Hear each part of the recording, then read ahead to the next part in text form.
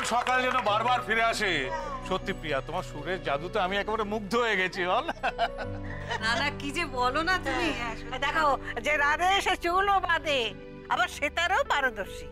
দেখো দেখো, এই হচ্ছে আমার বৌমা, স্বয়ং মা লক্ষ্মী, আবার সরস্বতীও। হাতে যেন সেতারের সুর খেলা করছে। এ যেন কানের ভেতর দিয়া মরমে পশিল গো, আকুল করিল মোর প্রাণ।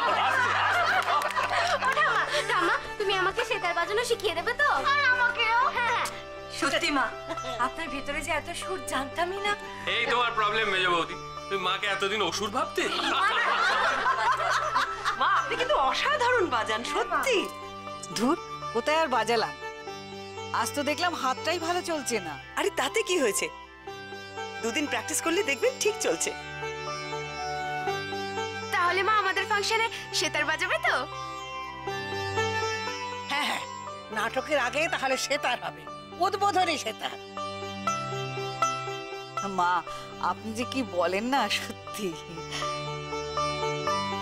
ঘরে বসে বাজাচ্ছি, এটাই আমার কাছে যথেষ্ট।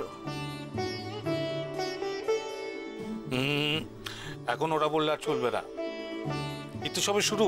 আমি দিব্য দৃষ্টিতে দেখতে পাচ্ছি পণ্ডিত রবিশঙ্কর, পণ্ডিত নিখিল ব্যানার্জির সঙ্গে বসে তুমি সেতার বাজাচ্ছ।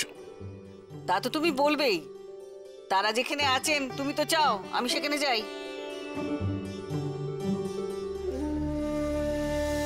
একটা রহস্যভেদ আপনাকে করে দিতেই হবে।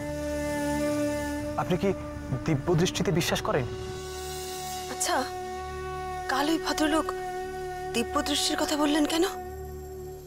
এমন কি রহস্য যার সাথে দিব্য দৃষ্টির যোগ আছে?